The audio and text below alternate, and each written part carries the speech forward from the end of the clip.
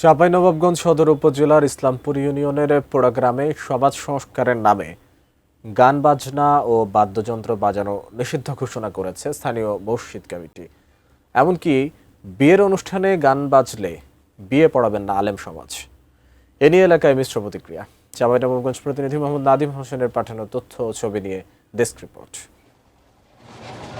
চাঁপাইনবাবগঞ্জের তেরোরশিয়া পোড়াগ্রাম সম্প্রতি সমাজ সংস্কারের নামে স্থানীয় জামে মসজিদের ইমাম ও আলেমরা স্ট্যাম্পে স্বাক্ষর নিয়ে ঘোষণা দিয়েছেন গ্রামে কোনো প্রকার গান বাজনা বা বাদ্যযন্ত্র চালানো যাবে না। এমনকি মসজিদের মাইকে আজান ছাড়া মৃত্যু সংবাদ একবারের বেশি প্রচারও বন্ধ।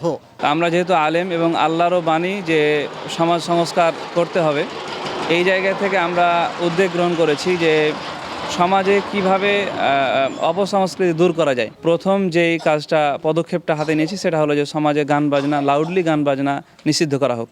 তো আলহামদুলিল্লাহ এখন পর্যন্ত কেউ দুঃসাহস গ্রহণ করেনি। এই ফতোয়ার প্রভাব পড়েছে গ্রামের সামাজিক আচার অনুষ্ঠান ও ব্যবসা বাণিজ্যে। এখন দোকানে বা ফেরিওয়ালার ভ্যানে গান বাজে না, প্রকাশ্যে টেলিভিশনও চলে না, বিয়ের গীত বন্ধ। গান বাজনা আমাদের জন্য সামাজিক ব্যাধি।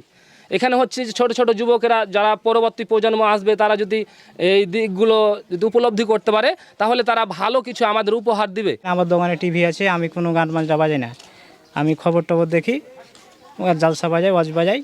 গ্রামের প্রবীণদের একটি অংশ এই সিদ্ধান্তকে সমর্থন জানালেও সাধারণ মানুষের ব্যক্তিগত স্বাধীনতা ও সাংবিধানিক অধিকার নিয়ে প্রশ্ন উঠেছে। নড়েচড়ে বসেছে প্রশাসন।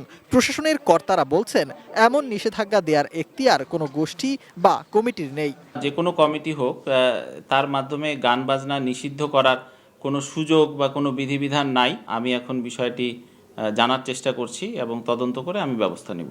নির্দিষ্ট সময়ে নির্দিষ্ট ডেসিবেলের মধ্যে যে কেউ গান বাজনা করতে পারে, এটা তো তার অধিকার। আমরা পুলিশ পাঠিয়েছি, জানার চেষ্টা করছি কারা এই ধরনের ঘোষণা দিয়েছে। আমরা তাদের সাথে কথা বলবো। সংস্কৃতি বনাম অপসংস্কৃতির বিতর্কের আড়ালে নাগরিক অধিকার ক্ষুণ্ণ এবং রাষ্ট্রীয় আইন অমান্য হচ্ছে কিনা সেই প্রশ্নই এখন বড় হয়ে দাঁড়িয়েছে চাঁপাইনবাবগঞ্জের পোড়াগ্রামে। Sifat Mahmud, desk report, ATN news.